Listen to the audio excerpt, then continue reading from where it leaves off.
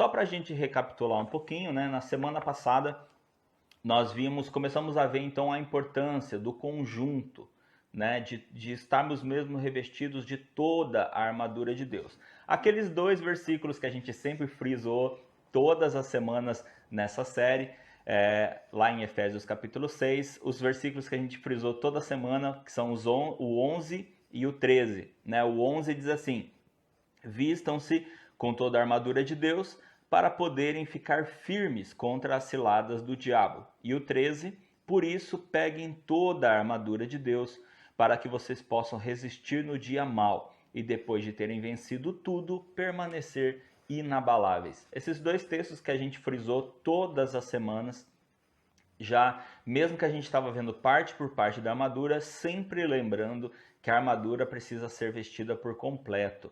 E na semana passada nós vimos 2 questões muito importantes do porquê a armadura precisa ser vestida por completo. A primeira é quando nós lembramos que a nossa guerra é espiritual, né? E que o nosso inimigo ele fica procurando formas, né, de poder nos alcançar, ele fica procurando formas de poder nos atingir, já que Satanás ele não tem poder contra aqueles que são filhos e filhas de Deus, ele não tem poder de te atingir. Então o que ele faz? Ele tenta fazer você errar, ele tenta fazer ele tenta fazer você errar, e nós errando, nós abrimos, né, a tão famosa brecha, né? Nós abrimos brechas para que ele possa então ter legalidade de se aproximar de nós e agir nas nossas vidas, já que ele não tem essa autoridade, ele não tem autorização para mexer com a gente, né? Ele não tem poder de mexer com aqueles que filhos e filhas de Deus. Por isso ele tenta nos enganar para que nós mesmos possamos tropeçar e assim dar a ele essa autorização para que ele possa agir em nossas vidas, né? Então nós vimos isso, nós vimos também que não existem palavras mágicas, né? Mas que sim é o poder de Deus, né? Não existe poder em meras palavras, né? Claro que a palavra de Deus tem poder, né? Mas é exatamente isso que nós precisamos entender. É a palavra de Deus que tem poder e não uma frase formada que vai surtir um efeito de poder, porque o poder está em Deus, né? Então aquele que tem Deus, o Senhor, então, é poderoso para agir através dessa pessoa e não por uma frase dita, como eu citei 2 frases na semana passada, como a famosa "no nome de Jesus" ou "há poder no sangue de Jesus", né? Não são essas frases que vão fazer o inimigo ficar com medo, que vão fazer o inimigo sair correndo, né? E sim o poder legítimo de Deus em nossas vidas. Se o Senhor está conosco, se o Senhor está em nós, então o poder do Senhor está em nós e age através de nós. E é então a presença do Senhor em nossas vidas que vai fazer com que o inimigo fuja. Não versículos decorados ou frases montadas. Isso o inimigo não tem medo disso, né? O inimigo tem medo de Deus, né? Ele tem medo de Cristo, ele tem medo do Senhor. Né? Então é a presença do Senhor em nossas vidas que repele o inimigo, né? Então daí a gente começou a ver como Paulo nos orienta, né? Porque Paulo nos orienta então dessa forma, nos trazendo a armadura de Deus. Então a gente viu lá que é para que a gente possa ficar livre, né, das ciladas do inimigo, tendo esse entendimento que Satanás não tem poder sobre nós, que somos filhos de Deus. Por isso mesmo ele tenta nos induzir ao erro. Aí quando nós erramos, então ele passa a ter autoridade para poder fazer com que a gente se sujeite, né, aos seus demandos. E aí nós precisamos ficar vigilantes, né? Nós vimos formas com que o inimigo muitas vezes age para tentar nos persuadir, né? Eu vou só citar alguns aqui. Eu disse que ele pode aparecer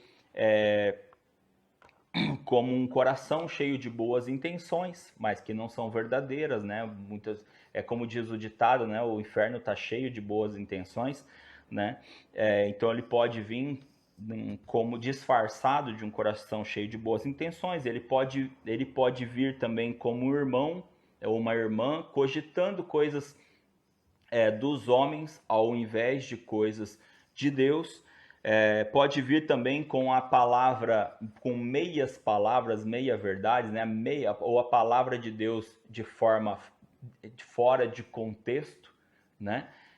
Que isso acontece demais, né? A palavra de Deus usada fora de contexto, uma meia verdade, ou a palavra do Senhor de forma manipulada.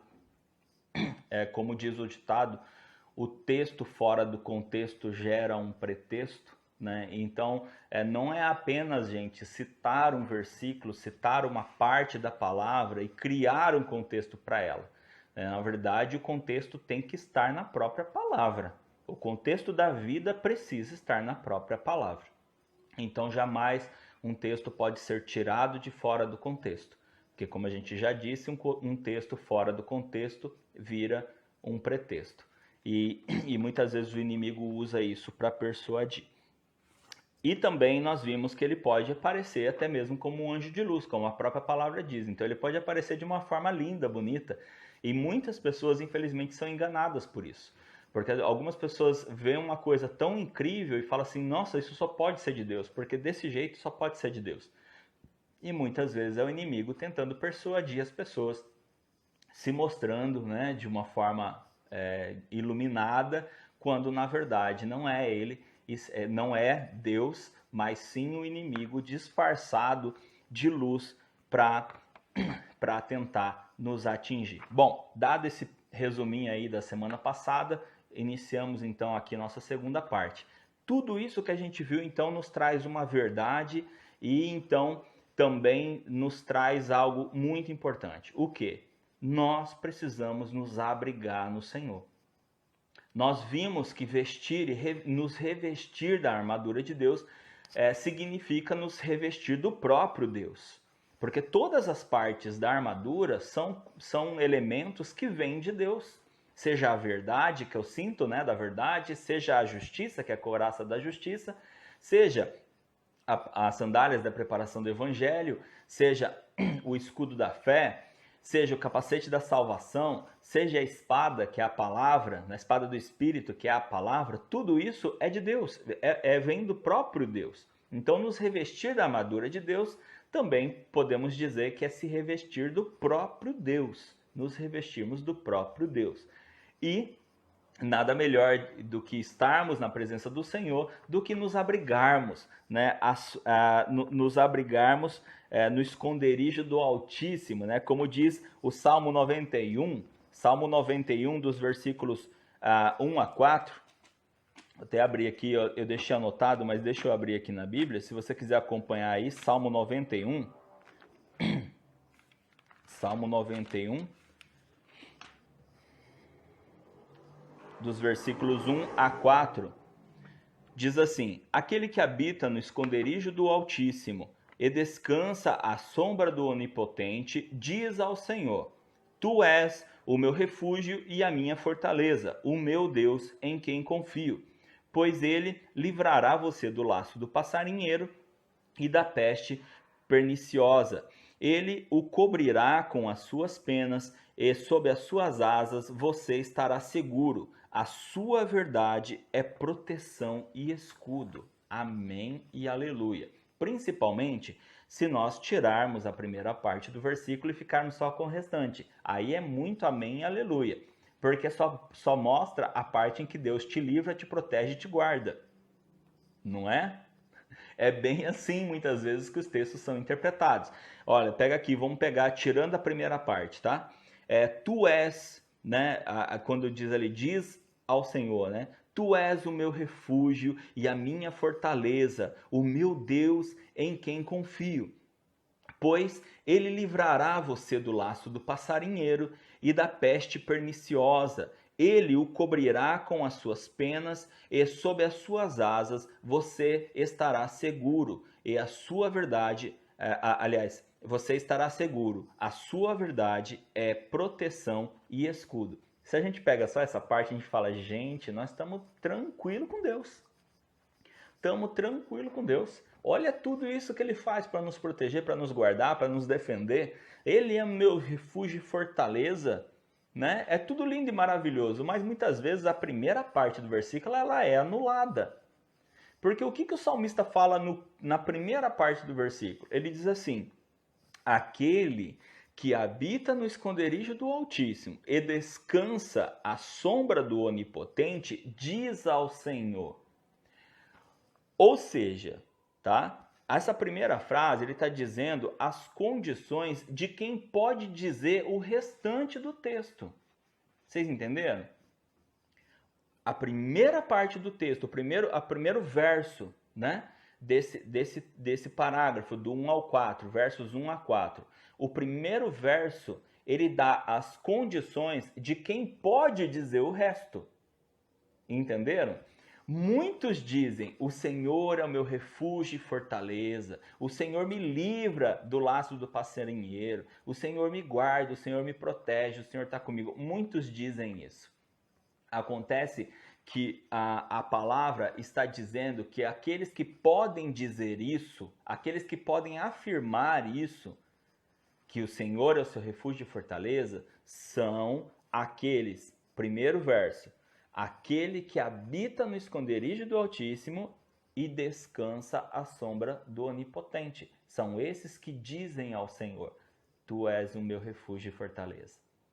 Ou seja, existe uma condição para estar nesse status de segurança, nesse status de proteção. São para aqueles que habitam no esconderijo do Senhor e à sombra do Onipotente. E aí, qual é o esconderijo do Senhor? Né? É estar nele próprio. E a sombra do Onipotente? Bom, não sei se você já ficou no sol com uma criança pequena. O que geralmente a gente faz? Se a gente não tem como procurar uma sombra, o que a gente geralmente faz? Coloca o filho, coloca a criança na nossa sombra. A gente faz a sombra e coloca ele na nossa sombra. Não é assim que a gente faz? Para proteger a criança, para proteger aquele que é menor, mais indefeso, a gente se sujeita a pegar o sol e deixa a nossa sombra para eles, que são mais vulneráveis, né? E estar à sombra do Onipotente é isso. É nos achegarmos tanto a Cristo e vamos pensar aqui, né? Para alguém poder ficar à minha sombra, precisa ficar muito junto comigo. Precisa ficar grudado comigo. Eu teria que abraçar aqui meu filho ou minha filha, né? Para que eles consigam aproveitar a minha sombra. Não é assim? Se ficar afastado de mim, não consegue pegar minha sombra, não consegue se proteger na minha sombra. Precisa ficar junto comigo para que a minha sombra possa protegê-los, né? Só se ficar colado comigo, né? Aí a minha sombra vai fazer com que o sol não atinja eles e aí eu posso protegê-los do sol, enquanto eu tomo sol. Né? E aí o Senhor dizendo para nós, aquele que habita no esconderijo do Altíssimo, ou seja, que se abriga no Senhor, e a sombra do Onipotente, ou seja, está tão próximo do Senhor, que o Senhor faz sombra, né? Então o inimigo pode tentar atacar, mas o Senhor está fazendo sombra, ele barra os ataques do inimigo. O inimigo vai atacar, mas o Senhor está fazendo sombra, o Senhor está protegendo, entende? Então, sim, o texto é maravilhoso, mas nós precisamos entender as condições para isso. Uma coisa que eu já disse várias vezes e vou repetir, a Bíblia é recheada, ela é cheia de promessas, mas todas as promessas bíblicas são condicionadas. O que significa isso? Significa que existem condições para que eu possa desfrutar das promessas.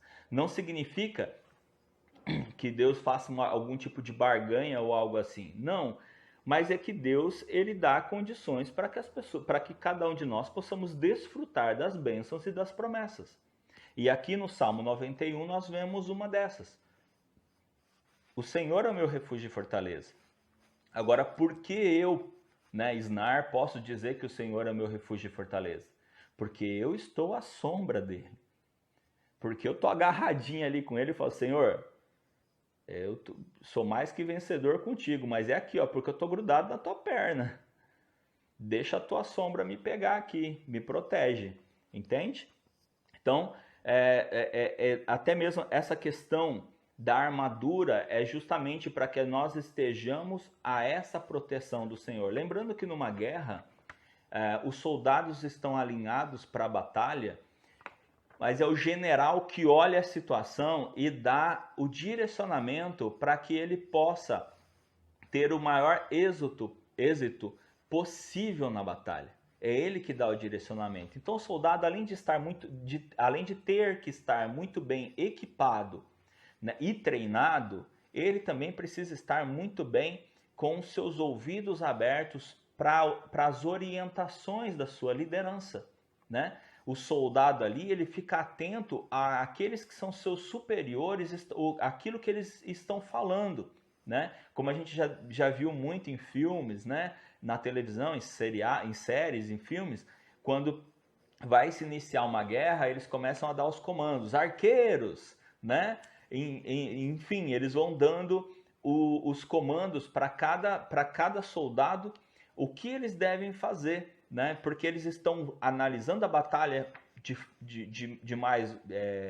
de forma mais ampla, para que ele possa orientar da melhor forma possível os seus soldados. E Jesus, obviamente, né, o Senhor, ele sabe muito bem analisar as batalhas. Se nós estivermos com os nossos ouvidos abertos às orientações do nosso Deus, nós certamente saberemos melhor como podemos lutar as nossas batalhas. Então, por isso, nós precisamos estar abrigados com o Senhor, muito bem protegidos, né? Precisamos entender essa necessidade de habitarmos no esconderijo do Altíssimo e também de estarmos revestidos da armadura de Deus.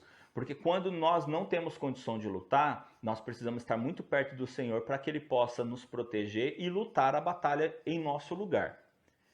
Agora, quando a batalha compete a nós, e nós precisamos entender isso, existem batalhas que o Senhor nos põe para batalhar. E existem batalhas que Ele vai batalhar no nosso lugar. Nós precisamos saber essa diferença. Nós precisamos saber essa diferença. Porque o ser humano tem um grande problema. O ser humano quer travar batalhas que não são dele e quer fugir de batalhas que são dele. Existe uma inversão, muitas vezes, de entendimento com relação a isso. Muitas vezes as pessoas querem travar batalhas que o Senhor já está dizendo, essa luta não é tua. Não se mete nessa luta, que essa luta não é sua, ela é minha. Fica quieto, fica quieta. Se abriga comigo e deixa essa luta comigo, né? E também tem o contrário, né? Tem muita gente que Deus fala, vai batalhar, né? Quantas vezes Deus disse para o povo, vão e lutem, vão e batalhem, né? Essa luta é tua, eu vou estar com você, vou estar junto com você, mas vai lutar, vai batalhar. E em outras vezes que Deus disse, vocês não vão precisar mover um dedo. Vocês não vão precisar mover um dedo. Pode deixar que eu destrua esse exército sozinho. E Deus de fato fez. Agora, por quê? Né? Eles venceram quando batalharam e venceram sem mover um dedo. Porque estavam atentos à voz do Senhor. Estavam atentos à voz do Senhor que dizia... exatamente, que orientava exatamente como o seu povo, como os seus soldados e soldadas deveriam estar preparados, deveriam agir em todas as batalhas. E aí nós trabalhando direito, né, nós servindo de forma correta, nós batalhando de forma correta, nós então vamos permanecer inabaláveis depois da vitória, que é o que o próprio texto da armadura de Deus diz, né? No versículo 13, né, quando ele diz permanecer, né, forte, fiel, né, revista de toda a armadura, e após vocês vencerem tudo, vocês vão permanecer inabaláveis, né? 1 Coríntios capítulo 15, versículos 57 e 58. 1 Coríntios capítulo 15, versículos 57 e 58 diz assim: graças a Deus que nos dá a vitória por meio de nosso Senhor Jesus Cristo. Portanto, meus amados irmãos, sejam firmes, inabaláveis e sempre abundantes na obra do Senhor, sabendo que no Senhor o trabalho de vocês não é vão. Então, Paulo aos Coríntios, ele vai dizer graças a Deus, porque ele nos dá a vitória através do nosso Senhor Jesus Cristo. Então a nossa vitória vem através de Jesus Cristo. Aí ele vai dar algumas referências daquilo que como nós devemos estar vivendo, né? Quando ele diz assim, portanto, meus amados irmãos, sejam firmes. Ou seja, nós precisamos nos manter firmes sempre, sempre firmes, inabaláveis e sempre abundantes na obra do Senhor. Você quer saber como um bom soldado trabalha, como uma boa soldada trabalha? Trabalhando na obra de Deus. Porque eu disse para vocês que os soldados, né, eles não simplesmente recebiam ali a sua armadura, seu escudo e sua espada, do nada, vamos supor, tá? Eu sou padeiro, aí do nada ele joga um escudo e uma espada na minha mão e fala, vai pra batalha. Fala, mas não tem treinamento, eu não me preparei, eu faço pão, como que eu vou guerrear, né? Então, isso muitas vezes acontece com a vida do crente, isso muitas vezes acontece com a vida do cristão e da cristã. Não estão praticando as obras do Senhor e quando aparece uma batalha, não sabe o que fazer. Fica perdido. Por quê? Porque só se concentrou na sua vida particular, na sua vida pessoal. Não está envolvido na obra do Senhor. Não está envolvido, não está ali em treinamento, não está ali praticando na obra do Senhor. E quando é convocado, né? Quando é convocado para uma batalha, quando entra numa batalha, em guerra a gente sempre está, né? Mas às vezes vem batalhas e ficamos tempos de paz, tempos de batalha, tempos de paz e tempos de batalha. Mas guerra nós estamos desde sempre, né? Como eu disse, principalmente na semana passada. Em guerra nós estamos sempre. E aí quando é chamado para uma batalha, muitas vezes não sabe o que fazer. Mas por quê? Porque não usa as ferramentas. Porque não está adaptado, não está adaptada à armadura, não conhece os elementos, não conhece as partes da armadura. Não tem o cinto da verdade em sua vida, não tem a couraça da justiça, não tem o capacete da salvação. Quantas e quantas pessoas eu conheço que não têm certeza da salvação? Como a gente pode dizer que essa pessoa está aqui com o capacete da salvação? Com a certeza da sua salvação? Quando vem uma batalha, a mente da pessoa está desprotegida. A mente da pessoa está completamente desprotegida. O inimigo vai afetar com facilidade, né? Se a pessoa não tem a noção correta de justiça, o seu peitoral, o seu coração está desprotegido. Facilmente o inimigo vai alcançar o seu coração, né? Se não se alimenta da verdade, se não está ali na Bíblia diariamente, aqui, ó, sua cintura está desprotegida, sua área baixa, né, como é chamado, sua região baixa está desprotegida, ou seja, você não está protegido de receber golpes baixos do inimigo, como nós vimos lá no Cinturão da Verdade. Se você não lembra de alguma parte, volta lá, vai lá no YouTube e assista as outras partes, as partes anteriores, volta lá, você vai lembrar de cada uma dessas partes. Se eu não estou me capacitando em conhecer a Cristo, como eu vou pregar o Evangelho? Aonde eu estiver, como eu vou pregar o Evangelho? Não está vestido com as sandálias da preparação do Evangelho. E quando alguém te questionar a respeito da palavra do Senhor, a pessoa vai deitar e rolar em cima de você, porque você não se capacita, você não se prepara para responder. Ah, mas é que eu não gosto de discutir religião. Ninguém está falando de discutir religião, meu querido e minha querida. Nós estamos falando de você ter firmeza e confiança e você saber, você conhecer a palavra de Deus. E essa história de que a gente tem que fugir disso é errado. Jesus nunca fugiu de uma discussão da palavra. Jesus nunca fugiu de uma discussão da palavra.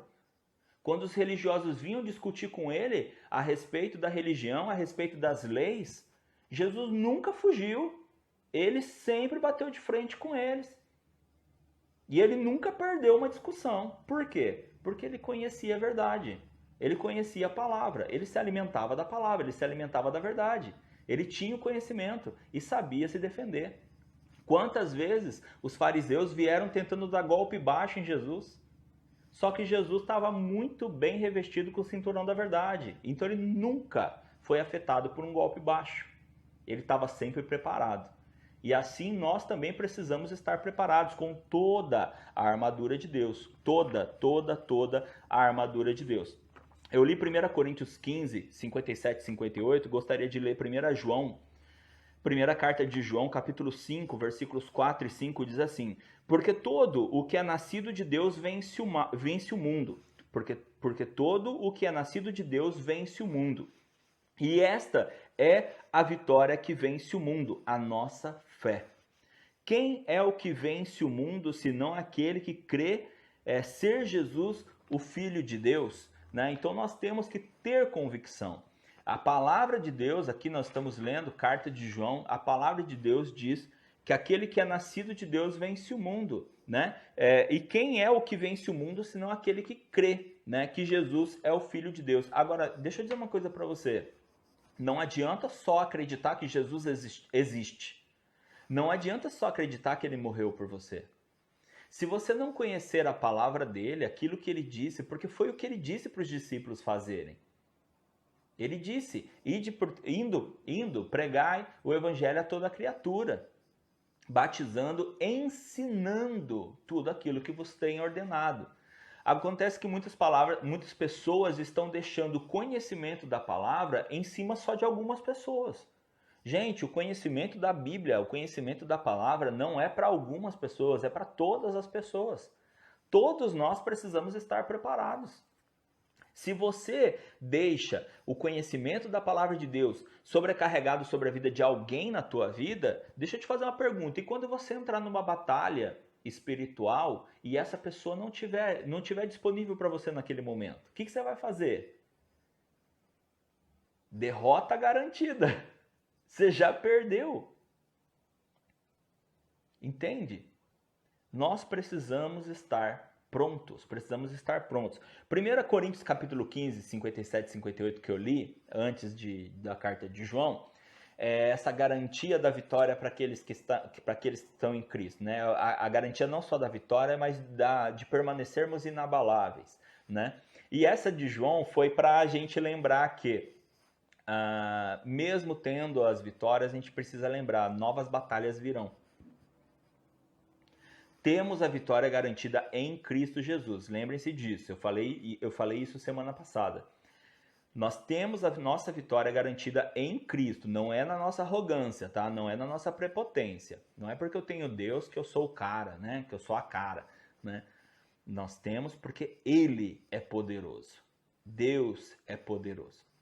Agora, mesmo tendo a vitória, mesmo saindo vitoriosos e nos mantendo inabaláveis, nós precisamos lembrar que é assim até que venha a próxima batalha, né? Porque novas batalhas virão. Lembra, eu disse também semana passada, guerra é um conjunto de batalhas. Né? Então, na nossa vida, nós não estamos em batalha, nós estamos em guerra.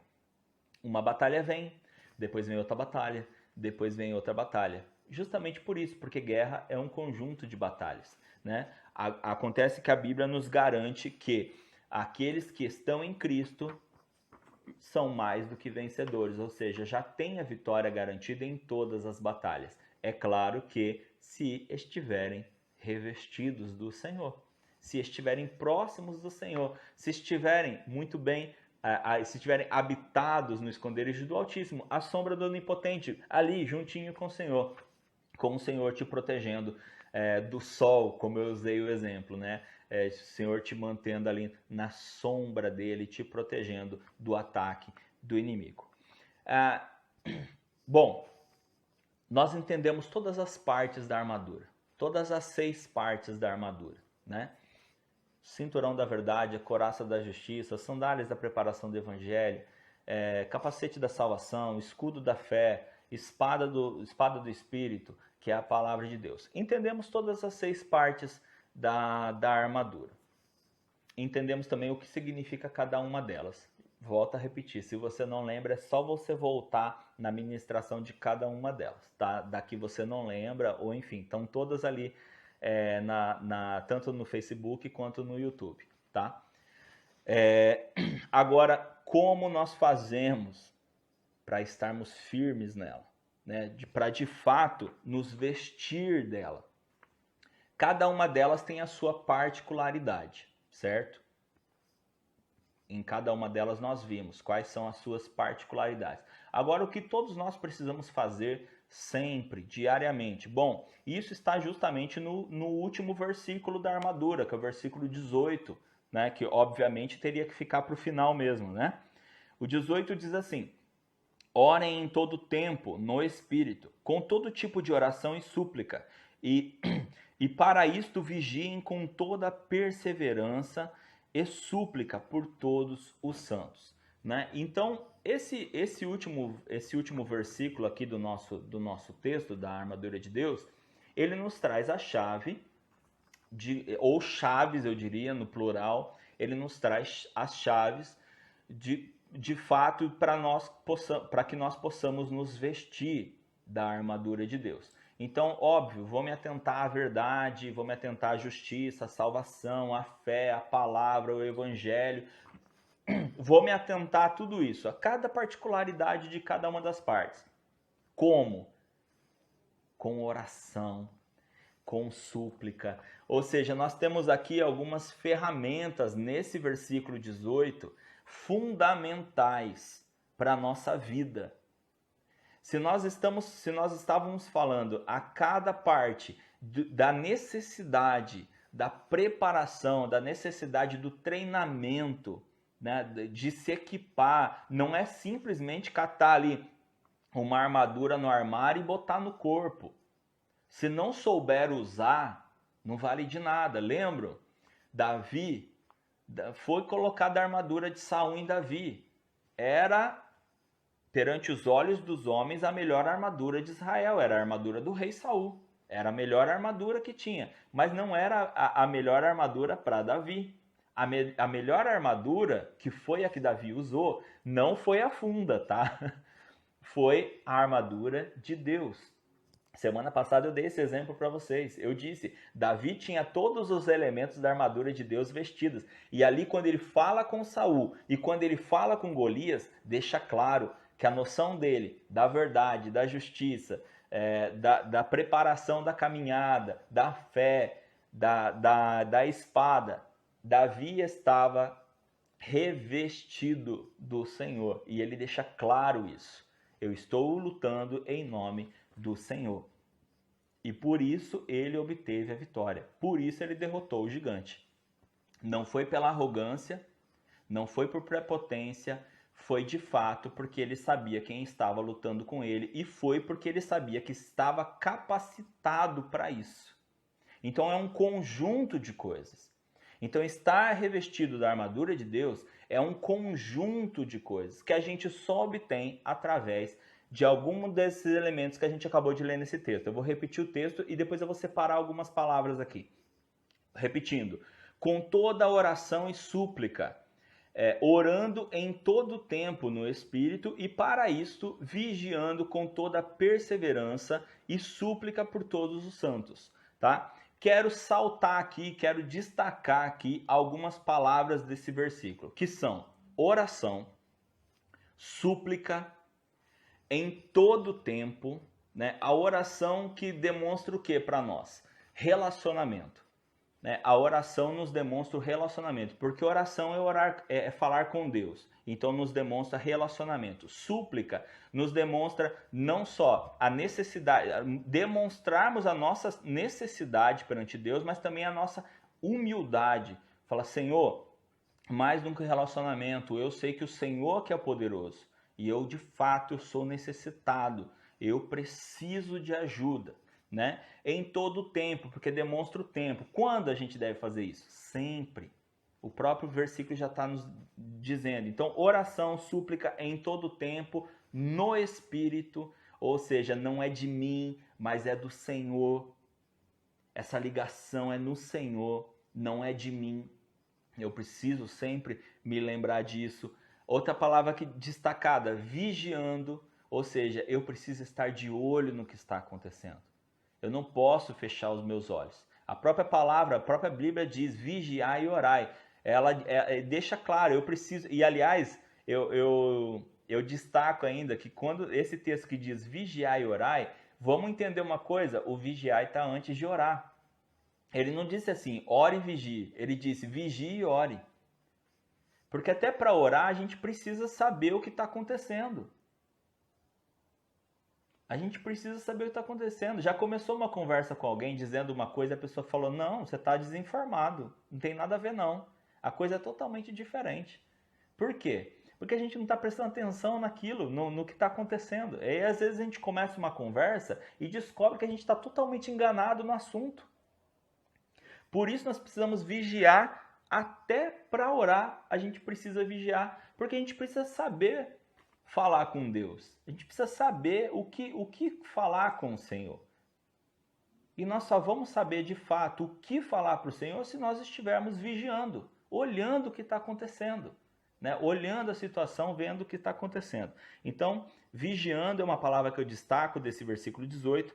Outra palavra que eu destaco é toda perseverança, quando ele diz perseverando, né? Ou com toda perseverança, ou seja, o soldado, a soldada jamais pode desanimar, jamais pode baixar a espada, baixar o escudo, ou mesmo baixar a cabeça.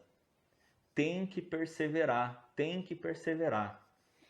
E a última parte que eu quero destacar é quando ele diz por todos os santos. Por quê? Porque a gente precisa lembrar que a armadura, apesar dela ser vestida individualmente, como a salvação é individual, né? Mas a missão é coletiva. Nós precisamos entender isso. A salvação é individual, mas a missão é coletiva. Quando Jesus precisava determinar algo para alguém, ele chamava de canto e conversava. Igual ele fez com Pedro. Pedro, vem cá, vamos conversar aqui de lado. Pedro, tu me amas? Amo, Senhor. Então apacenta minhas ovelhas. Então quando Cristo precisava dar instrução para alguém, ele chamava de canto. Essa instrução é para você, é particular, é para você, né? Agora, quando ele precisava dar missão, ele falava com todo mundo. Quando ele disse, ide, pregar o evangelho a toda criatura, aí ele estava falando com todo mundo, era geral. A instrução é para todos. Ide, pregai as escrituras a todas as nações, batizando, ensinando. Ele falava com todo mundo, né? Então a gente precisa entender, a salvação é individual, mas a missão é coletiva. E várias vezes, em vários elementos da armadura, eu disse para vocês a importância dela ser usada em unidade. Ela serve para mim como escudo, por exemplo, a fé. Ela serve para mim, mas ela também serve para o meu irmão do lado. Porque eu posso unir o meu escudo com o meu irmão, com a minha irmã, e assim nós nos protegemos. E assim nós avançamos, né? Quantas e quantas vezes guerras foram vencidas por causa da unidade dos escudos ou da unidade das espadas, né? Então nós precisamos entender, quando ele diz assim, por todos os santos, ele está deixando claro, ó, você é um soldado, você é uma soldada. Só que vocês juntos são um exército. Se vocês tiverem unidade, se vocês forem unidos, né? Se vocês tiverem unidade, aí não é mais um soldado, uma soldada, é um exército. Ganha força, ganha muita força. Por isso nós precisamos trabalhar um pelos outros, agir um pelos outros, estar juntos uns com os outros, né? E quando ele diz súplica, não só por você, mas por todos os santos, como diz o versículo, tá? Então, de fato, nós precisamos orar. Vamos pegar essa questão de orar, né? 1 Timóteo, Paulo mesmo falando para Timóteo, em 1 Timóteo, capítulo 2, versículos 1 a 4, diz assim: antes de tudo, peço que se façam súplicas, orações, intercessões e ações de graças em favor de todas as pessoas. Olha só, unidade, conjunto.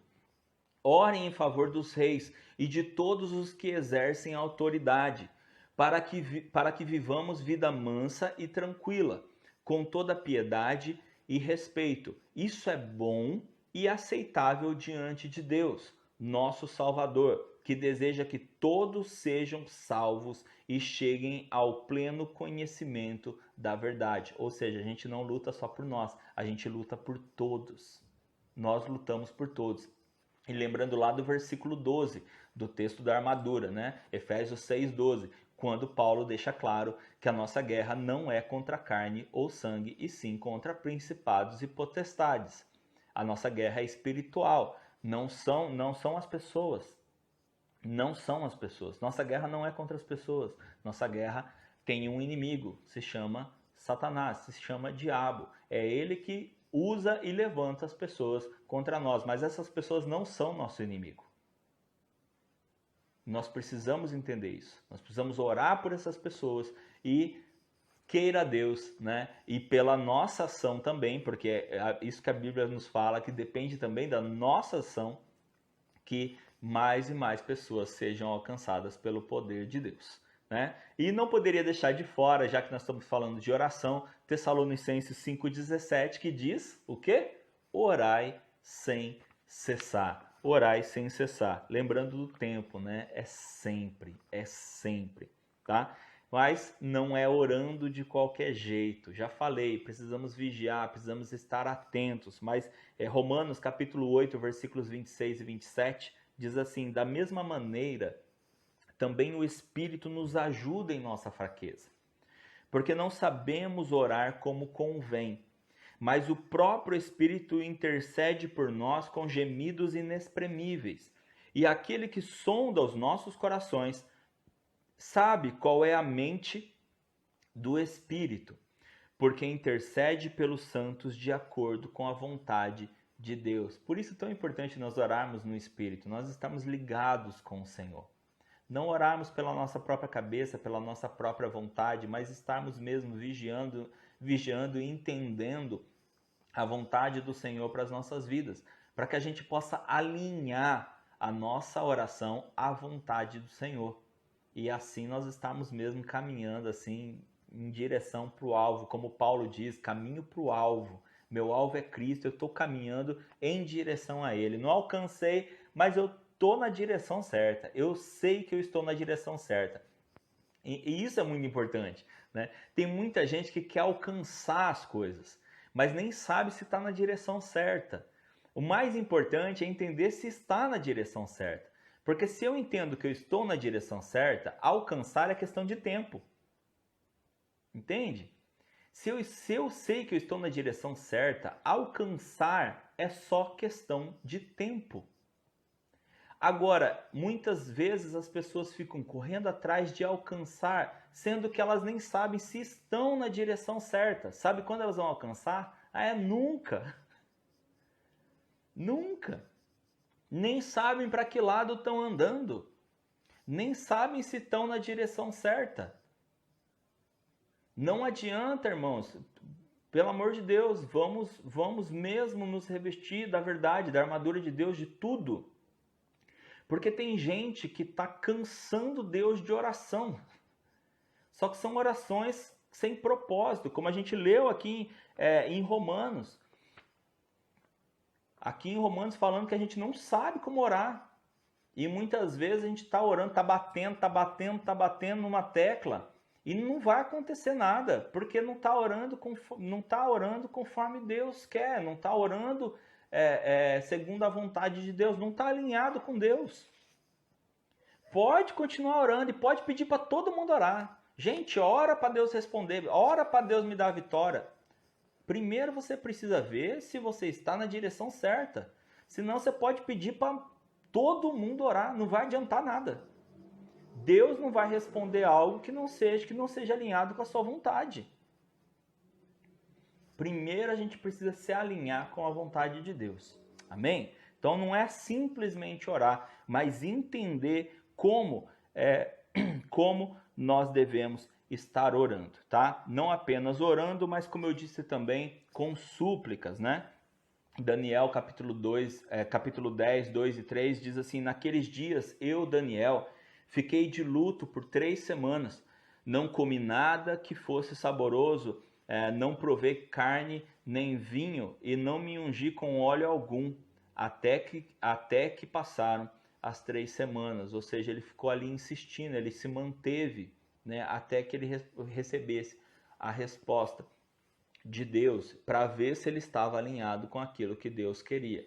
Depois das 3 semanas ele recebeu a resposta do anjo enviado por Deus de que estava sendo travada essa batalha e que o Senhor daria a ele a resposta e aí a vitória que ele precisava. Em Neemias 1,4 diz assim: quando ouvi essas palavras, eu me sentei, chorei e lamentei por alguns dias. Fiquei jejuando e orando diante do Deus dos céus. Ou seja, precisamos mesmo nos derramar, precisamos colocar a nossa vida e a nossa situação diante de Deus para que a gente possa se alinhar àquilo que Deus quer, para que Deus possa falar conosco. E aí é importante também, né, não é só falar com Deus, mas também estar com os ouvidos abertos para ouvir Ele falar aquilo que Deus tem para falar. E orando com súplicas, vigiando, né? Como eu frisei bastante hoje, Atos 1,14 diz: todos esses perseveravam unânimes em oração com as mulheres, com Maria, mãe de Jesus, e com os irmãos dele, ou seja, perseveravam ali, se mantinham, né? Não desanimaram, não dispersaram, não se acomodaram, se mantiveram unânimes e perseverantes. E a unidade, né? A unidade que eu reforcei bastante e continuo reforçando bastante, que nós devemos ter em Cristo para que nós possamos deixar de ser soldados e soldadas isoladas e sermos de fato um exército, né? Filipenses 1, 3 e 4 diz assim: dou graças ao meu Deus por tudo o que me lembro de vocês, fazendo sempre com alegria súplicas por todos vocês em todas as minhas orações. Amém? Ou seja, mantendo mesmo a unidade, né? Então, ferramentas não nos faltam, né? Ferramentas não nos faltam. Armas também não nos faltam, né? Temos aí todo um equipamento, temos aí toda uma armadura que nós não só temos acesso, nós não só podemos, mas nós devemos, como o próprio texto nos afirma, nós devemos nos vestir e nos revestir, né, de toda ela. Temos aí, irmãos, toda uma armadura para que nós possamos buscar em Deus, nos revestir e estarmos preparados. A própria palavra nos orienta de que há dias maus e que nós devemos estar preparados para eles, para que nós possamos resistir às ciladas do inimigo, resistir aos dias maus e, após termos a vitória, porque a vitória em Cristo é certa, nós possamos permanecer inabaláveis. Amém? Espero que o Senhor possa ter ministrado muito ao teu coração. Se você precisar rever, lembrar de alguma parte, toda a série da Armadura de Deus está no Facebook, no nosso Facebook e também no YouTube. Essa que é a última parte vai estar no YouTube também, daqui 2 dias no máximo, também vai estar no YouTube. Você pode rever tudo. Se você esqueceu alguma parte ou quer reforçar, volta lá, vê de novo. Tudo tem um encaixe perfeito de Deus para as nossas vidas. Que nós possamos, com orações e súplicas, perseverança em todo o tempo e todos em unidade, nós possamos buscar e nos revestir no Senhor. Amém? Fecha os teus olhos.